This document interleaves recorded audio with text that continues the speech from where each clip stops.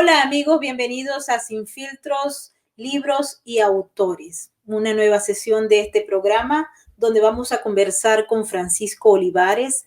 Él es periodista, escritor y acaba de publicar un libro extraordinario sobre la enfermedad y muerte de Hugo Chávez. ¿Cómo fueron esos últimos días? ¿Cuáles fueron esas anécdotas tan extrañas, tan raras que se dieron lugar desde el régimen y desde la oposición, desde afuera del país y desde dentro de Venezuela? Con él vamos a discutir todos estos elementos que están escritos en un libro cuya narrativa es muy interesante, fácil de leer, muy atractiva, pero a la vez es importante porque necesitamos conocer qué fue lo que ocurrió, qué es lo que pasó, y él ha llegado a unas fuentes extraordinarias que le han permitido conocer más allá de lo que se maneja en los medios y verificar toda la data que se ha publicado al respecto. Así que antes de darle la bienvenida a nuestro amigo, colega periodista Francisco Olivares, quiero pedirles que por favor se activen en el super chat.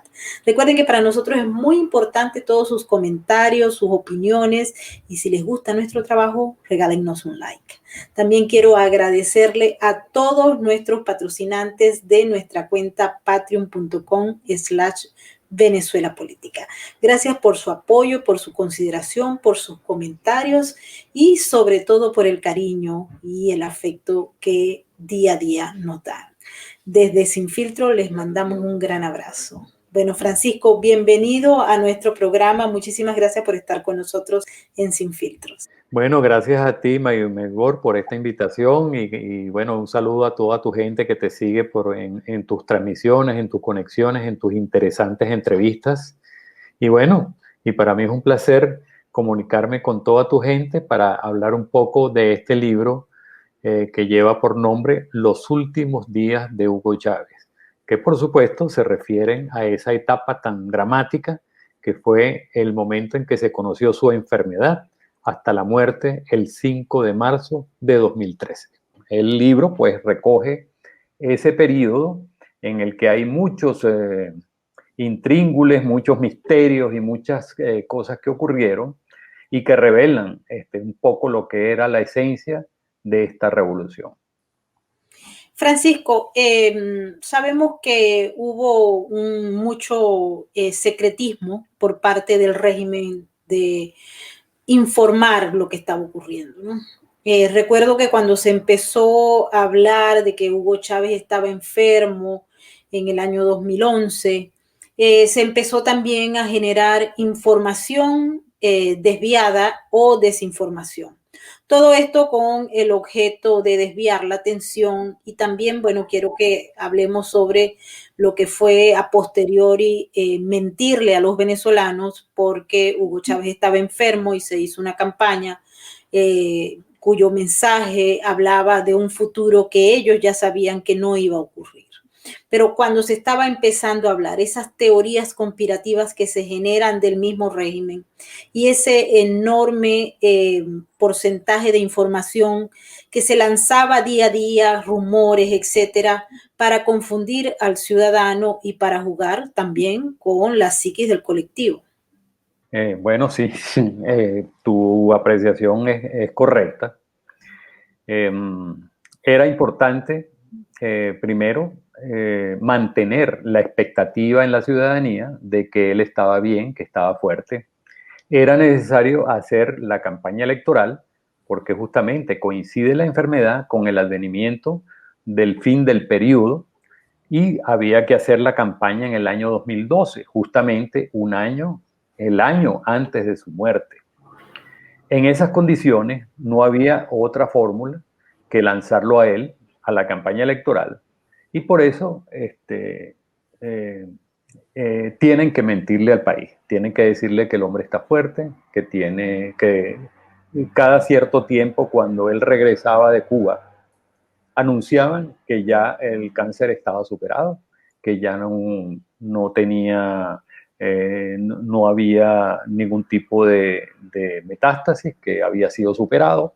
Eso fue el anuncio constante, pero detrás se sabía que había otra información. De allí pues que algunos periodistas y algunos medios informaron una verdad que no quería ser aceptado por el régimen. A Chávez lo llevan a la campaña electoral lo transforman en una especie de redentor, en un hombre que ya no se saludaba con el puño, ya no era el hombre fuerte, pero lo presentaron como una especie de hombre que había renacido, ¿no? Esa fue la imagen que trascendió. Allí en el libro se detalla lo que fue esa campaña electoral. Y en ese mitin famoso del centro de Caracas, en la avenida, pues, en la avenida Bolívar, allí, pues, a él lo sacan prácticamente desmayado, ya prácticamente en el último estado, después que termina el mitin y aquella famosa foto donde está la lluvia. Él allí ya no puede más y justamente unos días después tiene que partir para La Habana, que es el último viaje que él hace a La Habana y hace el anuncio de la transición, donde se deja a Maduro como sucesor. Todo ese episodio fue, digamos, se ocultó pues la verdad de lo que ocurría, aunque él tuvo que reconocer que posiblemente no regresaba. Y en efecto no regresó y fue necesario, digamos, ir a la transición y colocar pues, a Maduro al frente, que fue una decisión de los hermanos Castro. Ese fue el hombre de la transición.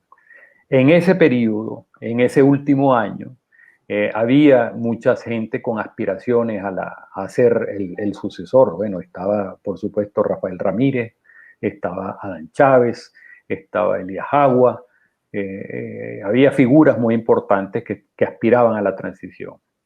Pero la decisión había sido contraria a ellos y por eso hubo que, digamos, unos la acataron y otros quedaron execrados de la revolución.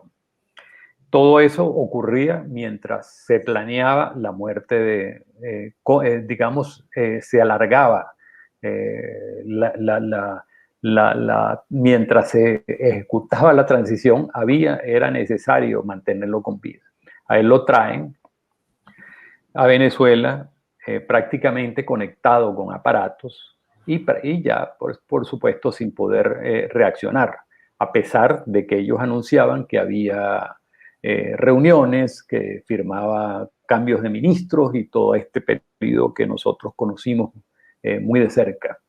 Pero a él se le preparó el piso 9 en el hospital militar y ahí se colocó. Desde ese momento él prácticamente solamente se esperaba el momento de hacer la desconexión de los equipos. Hay detalles allí de ese periodo explicado por algunas personas cercanas al chavismo que accedieron a entrevistas conmigo, pues con quien estaba escribiendo este libro. Y hay detalles de lo que ocurrió, de las locuras que ocurrieron en ese momento, incluyendo el momento en que se declara oficialmente la muerte y todas las locuras que se planearon y la improvisación que hubo en el momento de las exequias del presidente Hugo Chávez. Allí es increíble las cosas que ocurrieron, pero creo que ahí se muestra lo que es la esencia de esta dirigencia y del chavismo a lo que puede llegar.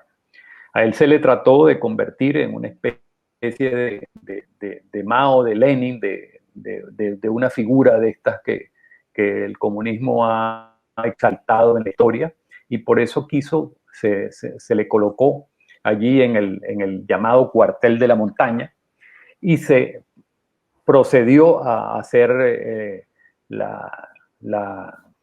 lo que llamaron la flor de los 4 elementos, que fue donde se colocó la ataúd. Originalmente, la decisión de la cúpula era hacer una urna de cristal y colocarlo como ocurrió con con Mao, con Lenin, pero no había la posibilidad ni la capacidad para hacer el embalsamamiento. Ya el cuerpo estaba muy deteriorado y eso hubiera llevado muchos meses proceder a hacer el embalsamiento. Sin embargo, la orden hubo de hacerlo y de construir la urna, que tampoco fue factible. Todas esas locuras se les ocurría a la cúpula en los últimos momentos. En fin, es una historia que a mí me pareció que tenía que ser contada y registrada y dejar pues esa historia en un libro. Ahora, no solamente, digamos, están todas estas anécdotas.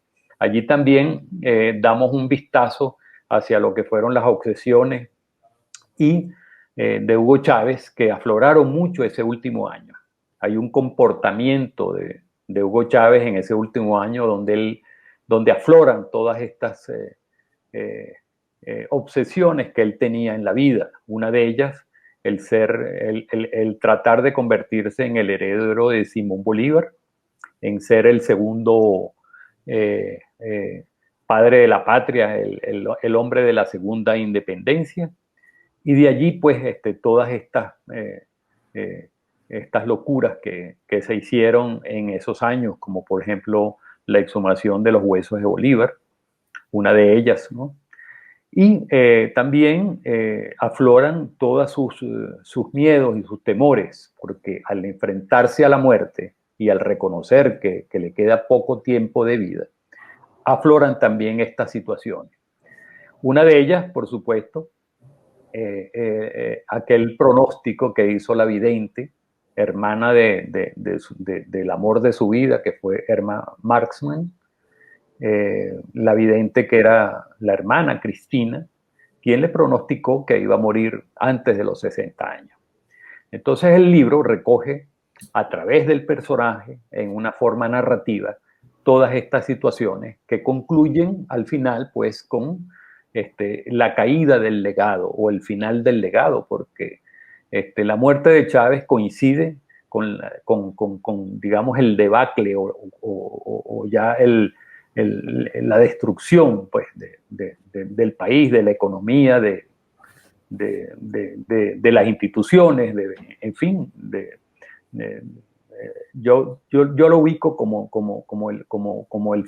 la muerte con el final del país. Por supuesto que los países no mueren y Venezuela pues tiene muchos recursos y tiene muchos, es decir, es decir, 40, 50 años de democracia no se borran de la noche a la mañana. Y en el país, no solamente los que estamos aquí en Venezuela, sino los que están, los millones que están afuera, tienen en su aprendizaje el sentido de la democracia. Y allí pues habrá una reconstrucción más tarde, más temprano que tarde. Francisco, cuando uno evalúa la figura de Hugo Chávez, polémica, desastrosa en algunos casos, muy tercermundista, uno se va, mira, o sea, fue internacional, indudable. Ellos invirtieron muchísimo dinero en proyectarse. Y la izquierda latinoamericana y mundial también contribuyó a esa expansión del concepto y del nombre de Hugo Chávez. Yo recuerdo que estaba el año pasado en el Medio Oriente y por cualquier país que pasaba y decía, yo vengo de Venezuela, o me preguntaban de dónde era y yo decía que era de Venezuela, pues había por ahí alguien que admiraba a Hugo Chávez. Y cuando uno le explicaba realmente lo que había ocurrido con la figura de Hugo Chávez, muchos se negaban a creer y otros simple y llanamente se rebelaban. Decían, no, o sea, lo que estás haciendo es propaganda. Lo que quiere decir que el resultado de esa venta de imagen y esa integración que él hizo del concepto con los de izquierda, con los de Fidel Castro y con otras izquierdas del mundo, tuvieron un resultado porque su figura se consolidó en muchos países, inclusive del Oriente Medio, y me consta. Te pregunto, cuando uno hace justamente el estudio, y sé que tú lo has hecho, ¿cómo ves a Hugo Chávez? Porque tiene tantos detractores como gente que lo ama. Es correcto, es decir, todavía hay gente que lo sigue, que lo ama, como tú dices, pero yo creo que gran parte de esa imagen se ha caído con lo que está ocurriendo en Venezuela. Eh, sí tuvo una gran influencia y por eso es que eh, no solamente mi libro, sino que muchas periodistas, escritores, pues han tratado de descifrar todo lo que hizo este caudillo. La influencia de él tiene es decir, él es un hombre que construyó su propia historia, construyó al caudillo a base de propaganda y a base de muchos recursos económicos. Es decir, él fue un militar que no se destacó en la carrera militar. No tuvo batallas como las tuvo Bolívar.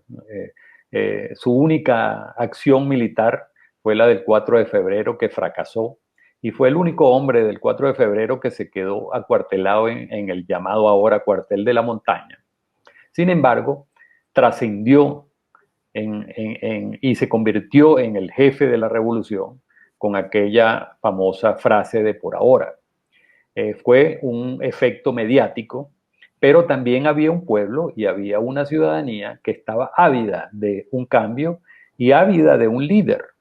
Es decir, fue un momento crucial donde confluyó el mensaje mediático del hombre que había lanzado un golpe de Estado con una situación emocional que vivía el país. Eso es una coincidencia, un hecho que ocurre, es decir, por muchos elementos que coinciden en el momento.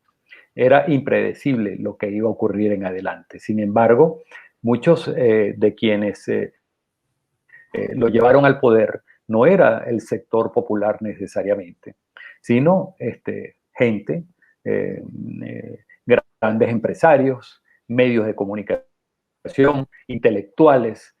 Son grupos que yo los llamo los entusiastas.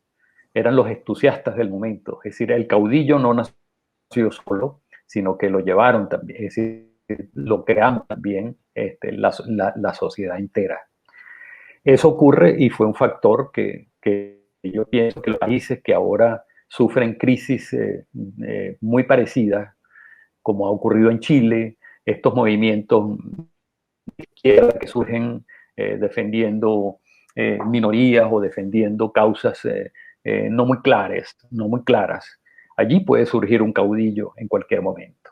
Entonces yo creo que esta historia que hemos vivido los venezolanos debe servir de ejemplo para el mundo, de cómo un caudillo que es levantado por la propia sociedad, al final puede terminar sentenciando o condenando a su propio país.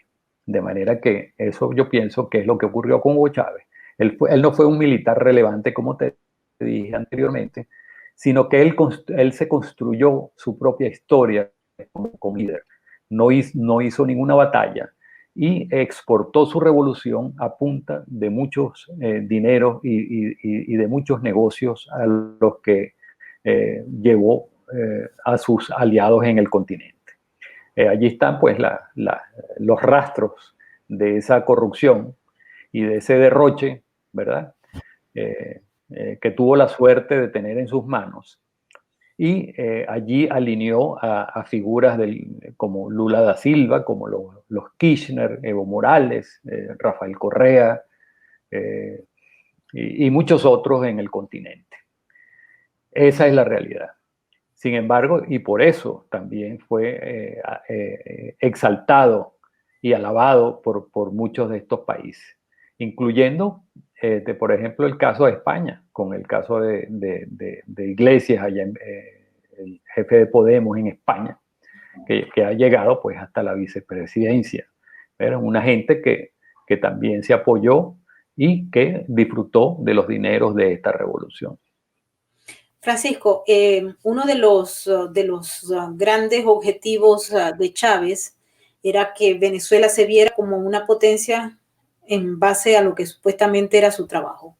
Pero hoy en día se puede ver como una potencia, pero del crimen organizado, del terrorismo. es apreciada como la cabeza, la red de redes afuera del país. No es un solo país el que decide que está subvirtiendo las leyes mundiales, sino son muchos países. Y bueno, aquí en los Estados Unidos ha sido señalado todo el régimen de Hugo Chávez en los expedientes que hay en la Corte del Distrito Sur de Nueva York. Todo habla desde 1999 hasta el 2020, lo que indica que está todo el mundo metido allí, o sea, todos los que participaron en ambos regímenes. Entonces, cuando uno observa eso y ve que todavía hay venezolanos que creen en esa figura, que creen en las bondades del socialismo del siglo XXI, ¿tú piensas que el lavado de cerebro que se dio en la sociedad, o sea, se cumplió tal cual como ellos lo habían planteado? La gente no permite con ese lavado de cerebro creer que hacia afuera lo que es Venezuela no es ninguna potencia mundial. Ellos lo deben haber advertido por el hambre y la miseria que están pasando en estos momentos, pero que es una red criminal. ¿Tú crees que el venezolano común y corriente lo entienda? Yo creo que eso ha cambiado, Maybor, porque las cifras indican que 80% de la población ya no apoya al régimen, que tuvo un gran apoyo popular. Hay que entender y hay que reconocer que por lo menos hasta los últimos años de vida de Hugo Chávez, el apoyo todavía era muy grande, incluyendo hasta la última campaña electoral donde él ganó las elecciones. Por supuesto, había siempre el ventajismo, el manejo del Consejo Nacional Electoral, todas estas cosas que sabemos, pero todavía tenía apoyo popular. Es decir, el mensaje, la propaganda todavía estaba vigente, ¿no? Acuérdate que incluso en las exequias tuviste mucha gente del pueblo pues llorando, la gente sacaba imágenes, la figura de Chávez hasta terminó pues en estos sitios donde se venden las estampas, al lado de José Gregorio Hernández, de Negro Primero, de las figuras estas que sigue el sector popular, pues. Sin embargo, eso ya ha pasado, eso ya ha ido, pienso que el gobierno de Maduro terminó de destruir el legado de Hugo Chávez. No es que no hubiese ocurrido con Hugo Chávez. Con Hugo Chávez la corrupción había comenzado a producirse ya desde quizás el 2005, pero ya en los últimos años ya estaba muy avanzada. Ya se conocía de los grandes figuras de la revolución que se habían convertido en magnates. Gente ya se había, ya esos dineros no se podían ocultar. Y el deterioro por supuesto, de las industrias, que son los efectos que tiene la corrupción, ya se estaban viendo. Por eso ya en 2013, cuando se produce la transición, ya la economía está casi en declive. Y las cifras están allí. A partir de 2014, la caída económica del país es brutal. Como incluso no se puede comparar con ninguno de los países del continente. Eso ha hecho que ya el legado no tenga la fuerza que tenía antes, que tuvo antes en su momento, y que la gente ya no piense así. Quizás en algunos países del Medio Oriente, algunos aliados todavía piensan en Hugo Chávez como una referencia mundial, pero yo creo que la figura quedó ya desmontada y destruida como legado. Es decir, yo creo que pasará a la historia como una figura, como un líder negativo, como una figura a quien nadie va a querer emular en adelante. De hecho, cuando uno observa incluso los aliados del pasado y las campañas electorales y los intentos de regresar al poder, se deslindan de la revolución bolivariana. Eso ya está ocurriendo. Lo hizo Podemos en España, y en el continente ya casi nadie menciona a Hugo Chávez como un referente, y menos aún el ejemplo venezolano. Yo creo que esa es la situación hoy en día. Ya, es decir, la figura como referente histórico está prácticamente destruida. Francisco, yo recuerdo que en Caracas, en el centro de Caracas, había gente que idolatraba tanto a Chávez que hasta habían hecho una iglesia donde se le ponían velas y se le pedía favores. ¿Eso existe o ya dejó de existir? Mira, es correcto, sí, surgieron en muchos barrios de Caracas y en algunas zonas del centro una suerte de altares, donde incluso venía gente del exterior, algunos todavía simpatizantes, turistas o figuras, que se dirigían a esos lugares a poner una bandera, a poner una vela, en homenaje pues a Hugo Chávez. Eso ha bajado muchísimo. Todavía siguen algunas por allí en el 23 de enero, en otros barrios de Caracas, pero es algo que decayó muchísimo.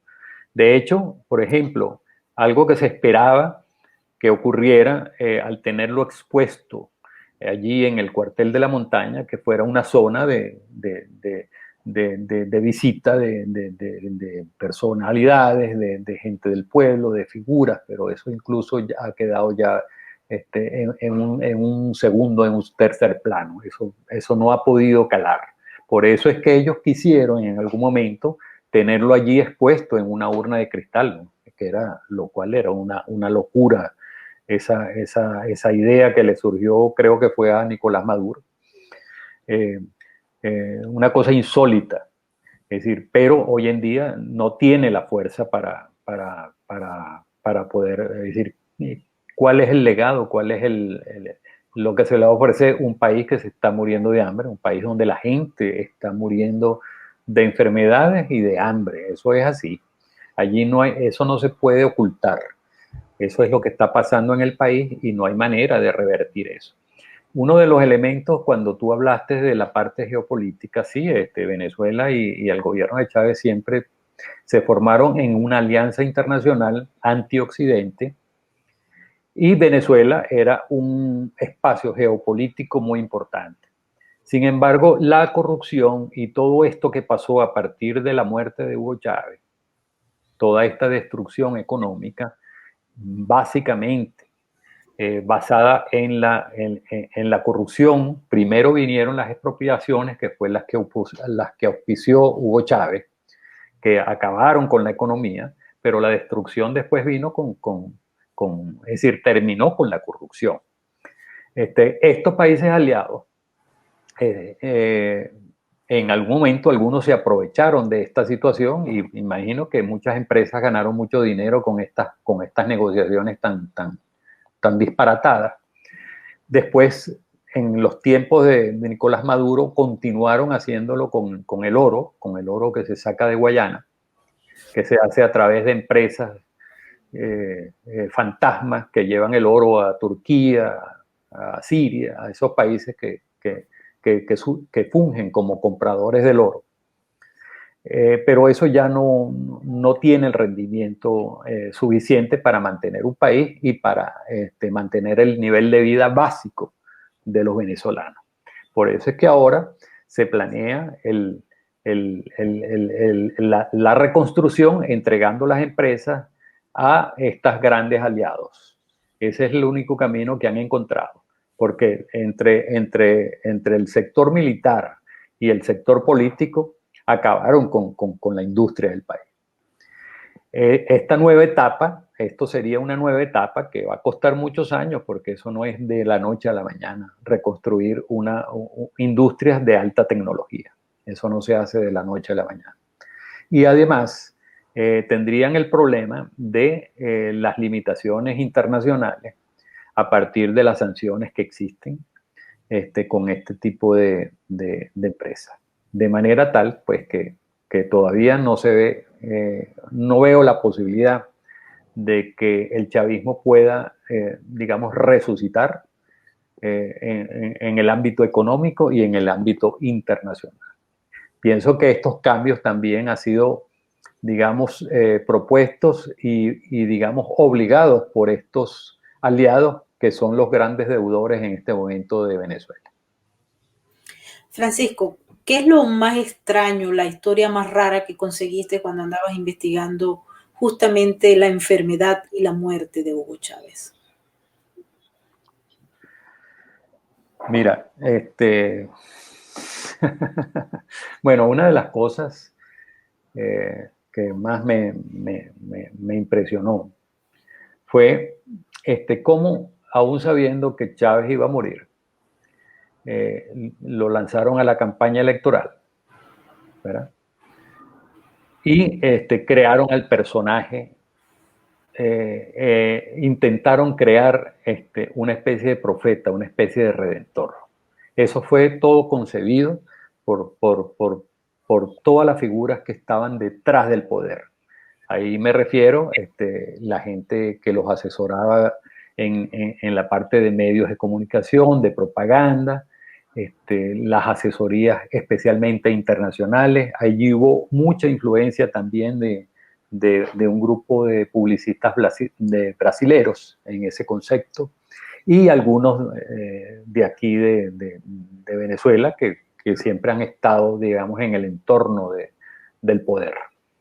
Es decir, el hombre se estaba muriendo y el problema era cómo mantener la figura y crear una figura mítica que pudiera permanecer después de su muerte. Eso fue todo preparado. Eso fue un concepto que se utilizó en los últimos 2 años.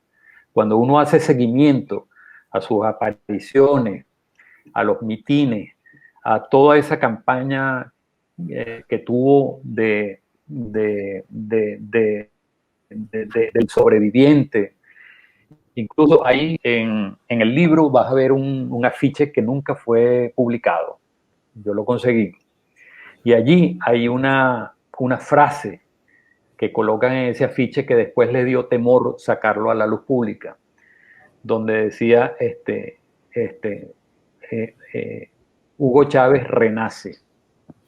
Y él aparecía con las manos juntas como una especie de profeta, como alguien que había resucitado, emulando a Jesucristo.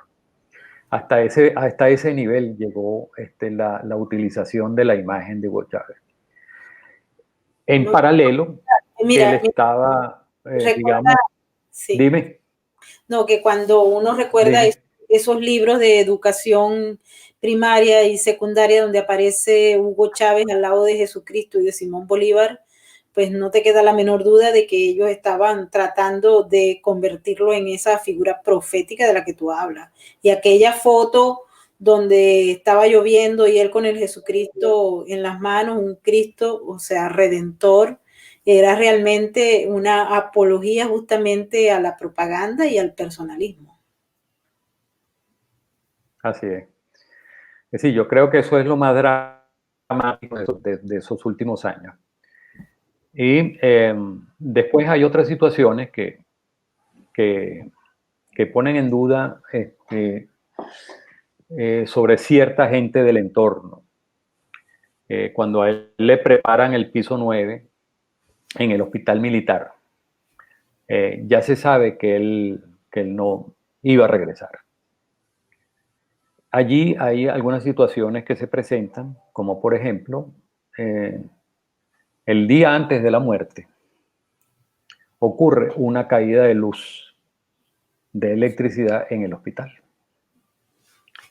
Es decir, como un hospital tan importante donde estaba el presidente de la República, se va la luz. Esto es significativo. Y no solamente que se fue la luz, sino que también desapareció. Dime. No, que es una cucharadita de su propia. Te oigo. ¿Me escuchas? Una cucharadita de su propia medicina. El apagón. Tal vez, pero tú sabes que ahí ocurrió otro incidente que está allí en el libro. Bueno, entonces no solamente ocurrió la caída de la luz. Exacto. Les dejo eso allí. Exactamente. Mira, hay un... Ajá, sí, dime. Sigue adelante. Hay unas anécdotas interesantes que van más allá de esto, de los incidentes pues, que tienen que ver con la muerte, que es los temores que lo abrigaron en los últimos días. Y había dos personas haciendo este estudio. Entendí que hubo dos personas que fueron claves en el ascenso de él al poder y en la construcción del personaje, porque él construyó su propio personaje. Como decía, no fue un caudillo relevante, pero él construyó su épica. Y dos personas fueron claves en esa construcción, que fue su novia, su amante, Irma Marksman, y la otra es Cristina, que es la vidente. Porque esta vidente, que murió en el año 2002, ella le marcó mucho de su construcción. Él creía mucho en ella. Y fue la mujer que lo orientó en sus andanzas hacia el tema del esoterismo, hacia el tema del espiritismo y su afición hacia estas cosas del más allá, donde él siempre se refugió en eso y creyó mucho en eso. Y Marksman, la novia, Irma, con la que estuvo 10 años hasta que llegó al poder, allí se separan ellos. Ella fue la que orientó en el terreno de la historia, en el terreno del conocimiento, porque ella es una mujer muy preparada, ella está viva todavía, una mujer historiadora muy preparada. Ella fue lo que lo orientó en esos términos. Sin embargo, cuando él llega al poder, él las aparta de su vida. Pero en los últimos días, él clama por la presencia de estas dos mujeres. Él siente la necesidad de que lo vean, de verlas, pues. Pero ya eso no era factible que ocurriera. Ya había mucha distancia entre él y estas dos mujeres. Igual que a ellas, como las apartó de su vida, apartó mucho de los líderes que lo acompañaron en los primeros años. De manera que él después, digamos, cuando se acerca a la muerte, toda esa gente que fueron sus afectos, él los había apartado de su vida y él los requiere en esos últimos días. Yo creo que fue un final, sus últimos días creo que fueron muy dramáticos. Bueno, tal vez se lo merecía, ¿no? Por todo el daño que le hizo a Venezuela.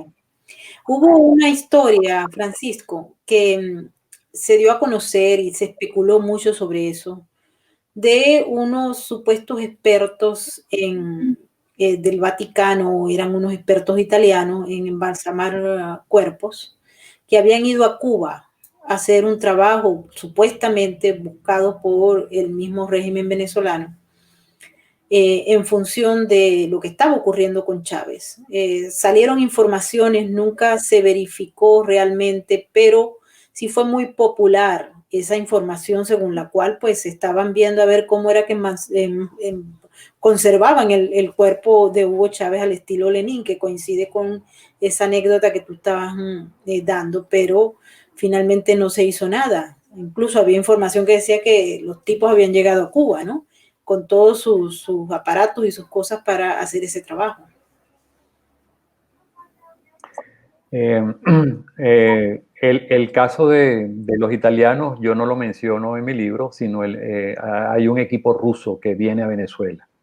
Pero lo que tú dices es cierto, es decir, había la idea de embalsamarlo y esa idea ya venía desde los últimos días que él estuvo en Cuba. El cuerpo ya estaba muy deteriorado y entiendo por lo que indagué con el equipo ruso, era que más o menos eso hubiera podido tardar unos 6 meses el trabajo de embalsamiento. De manera tal que por la premura de la transición no era factible. Imagínate tú, y además había que trasladarlo a Moscú.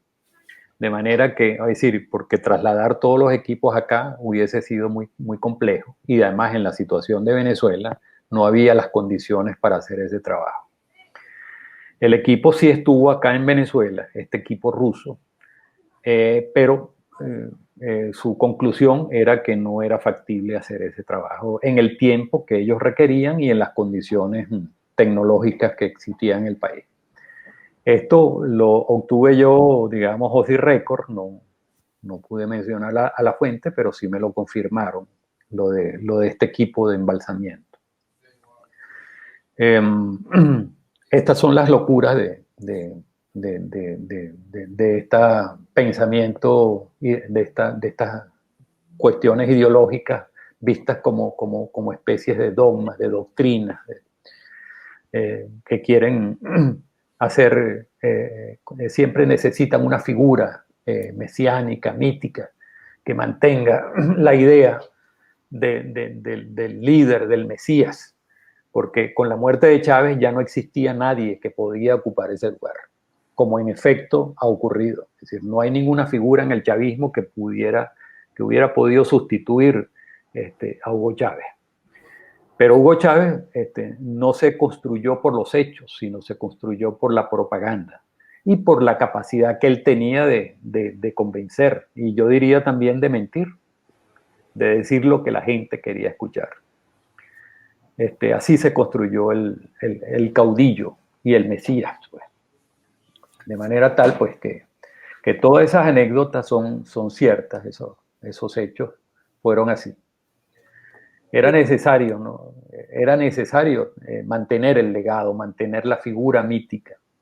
Y eso, para mí, a mi manera de ver, no fue posible.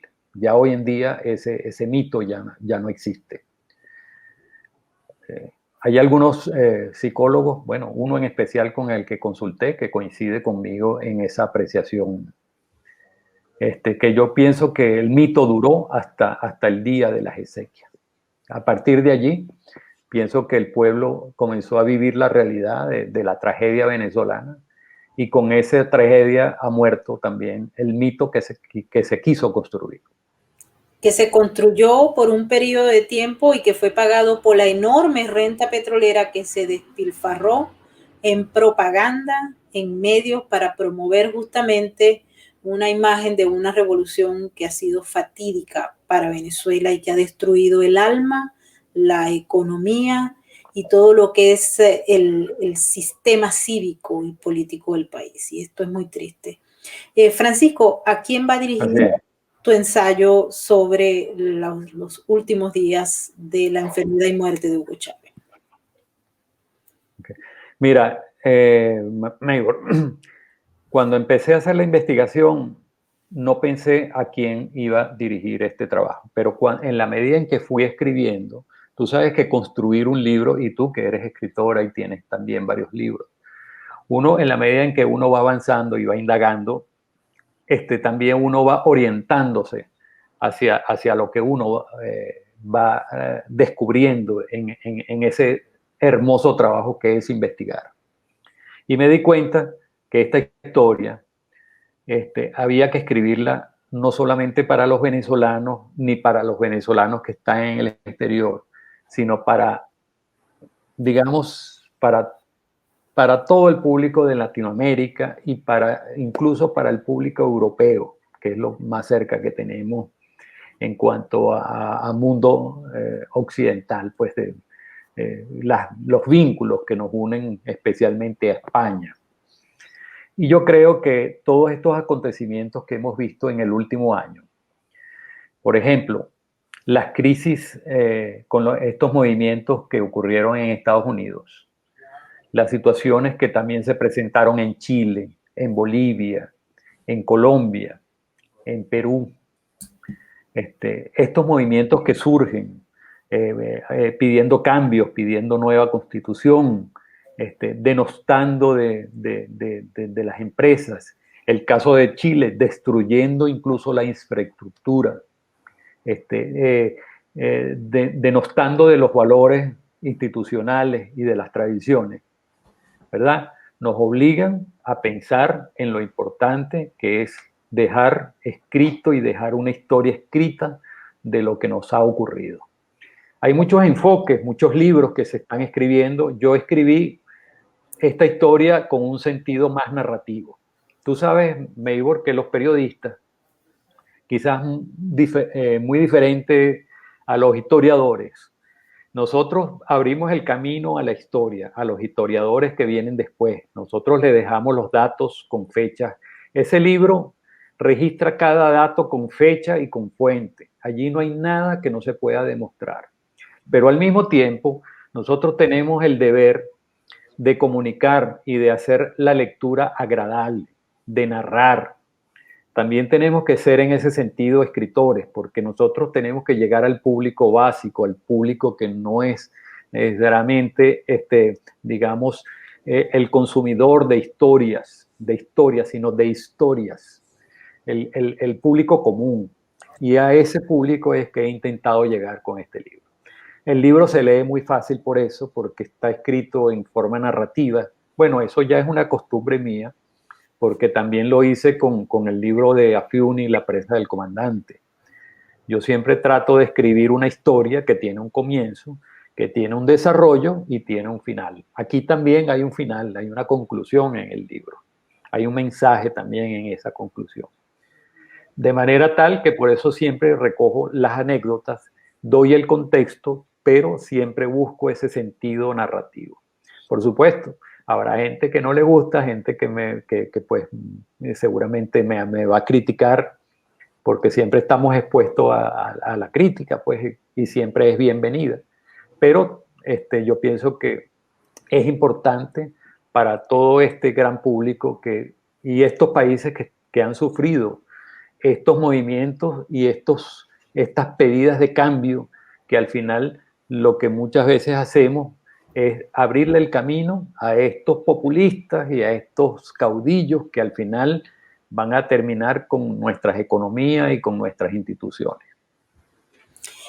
Francisco, hay un futuro de una Venezuela que todavía nadie se atreve a escribir, porque las proyecciones son realmente tristes, oscuras. Se habla del 2021 con estos sucesos que han ocurrido a raíz de unas elecciones parlamentarias que han sido manipuladas, convocadas de manera fraudulenta y con una observación internacional risible. Pero en enero mucha gente piensa lo peor, qué va a ocurrir en Venezuela.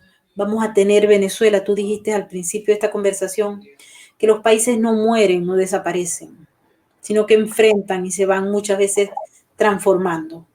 Transformando no en lo que muchos quisieran, pero la realidad a veces los va llevando a transformarse en lo que la gente no quiere ser.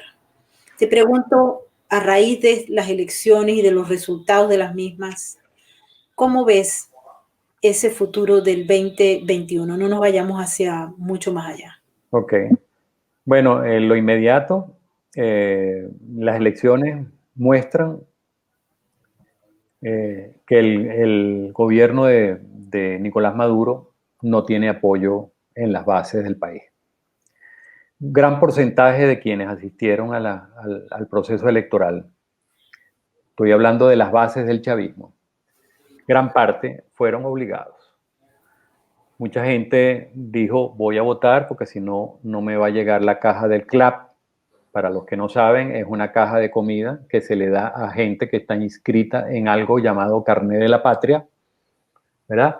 Con lo cual, en un país donde el sueldo mínimo es de $1 o no llega ni siquiera a $1, la gente se está muriendo de hambre y la vida muchas veces depende de esa caja de comida que le llega a veces una vez al mes, pero a veces se les olvida o no les llega o alguien se agarra a las cajas para hacer negocio.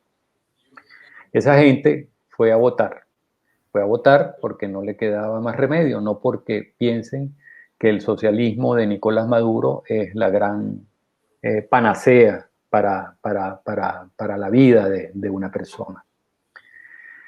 Al no tener esa base popular, lo único que le queda es la aplicación de la fuerza a través de las armas. Por eso es que las Fuerzas Armadas es una parte integrante del gobierno, son parte de la misma, no es una institución independiente para la defensa del país, sino es parte del gobierno. Es la base que sostiene al gobierno de Maduro. ¿Cuánto puede durar eso? No lo sabemos. Del otro lado o del lado de enfrente, digamos, está una oposición que todavía está muy dividida y está buscando caminos. Ha habido muchos errores en estos 20 años en cuanto a la política frente al chavismo y frente a lo que es el chavismo. Pero uno no puede, digamos, acusar o señalar. Los problemas han surgido porque lo que se ha presentado en Venezuela es algo poco común o no hay precedentes de un tipo de régimen como el que han enfrentado los venezolanos. Pienso que en estas ganancias y pérdidas, porque también hubo momentos de éxito para la oposición venezolana, como fue las elecciones de 2015, donde conquistaron la mayoría parlamentaria.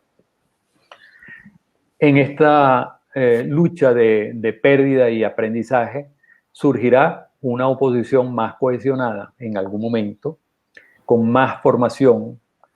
Considero que era una generación que se formó en la práctica, con muy poca tradición política, porque los viejos partidos no construyeron, digamos, sus cuadros y dirigentes en una gran formación, sino que fue una generación esta que encabeza gente como Juan Guaidó, como María Corina Machado, como cualquiera de esos nombres que todos conocemos.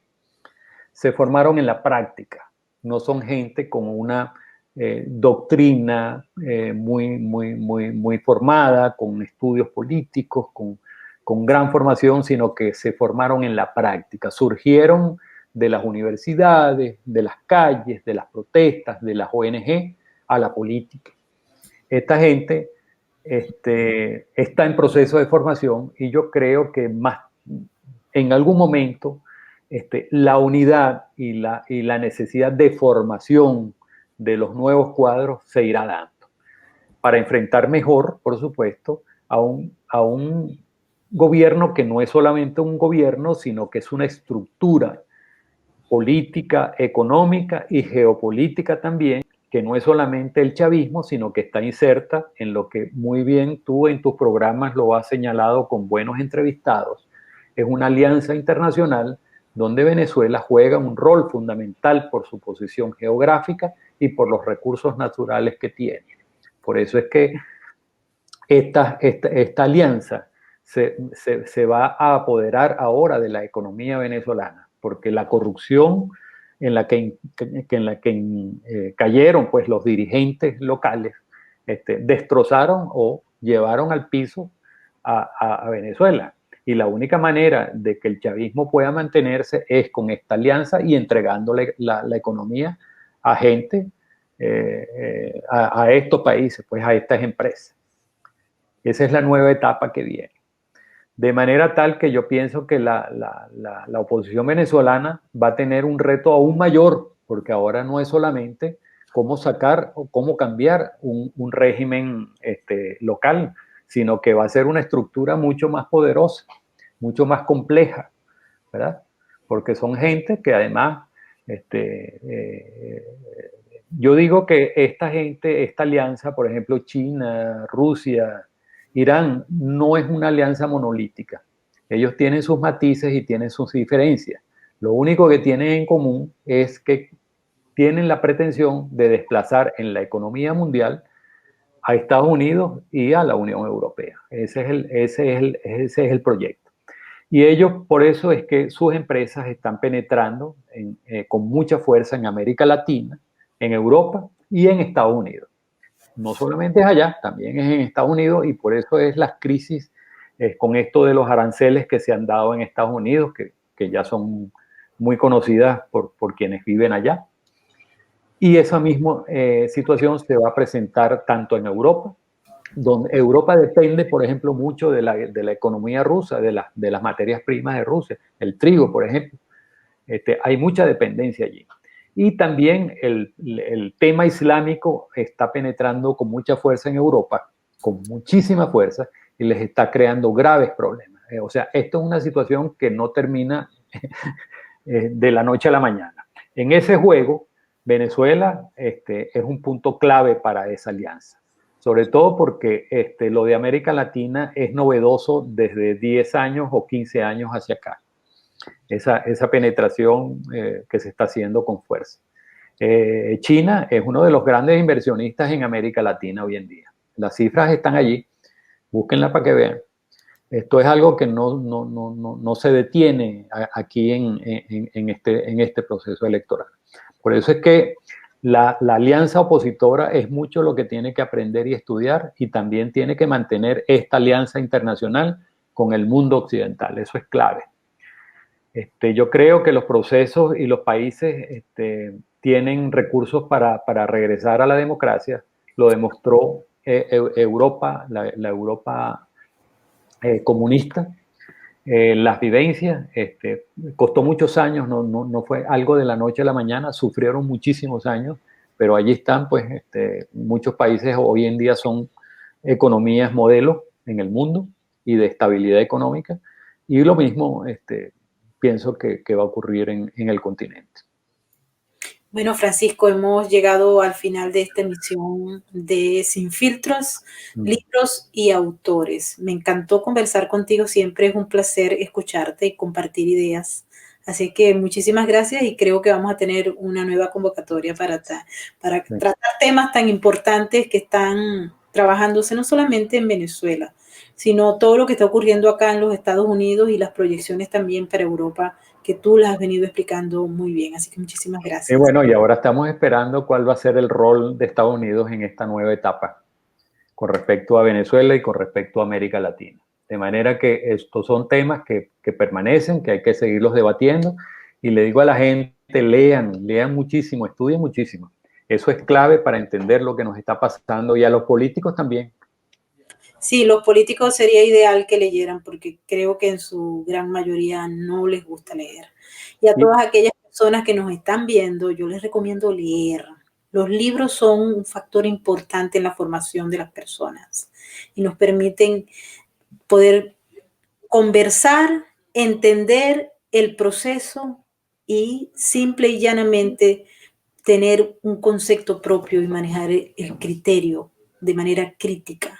Si usted tiene información y ha leído lo que está ocurriendo, ninguno de los que le venga a advertir con manipulación o propaganda lo va a lograr, porque usted leyó. Pero si no lee, sino que escucha a la manipulación, a la propaganda, inclusive de los medios, usted está cometiendo un error, porque se está dejando llevar por cosas que muy probablemente no sean ciertas.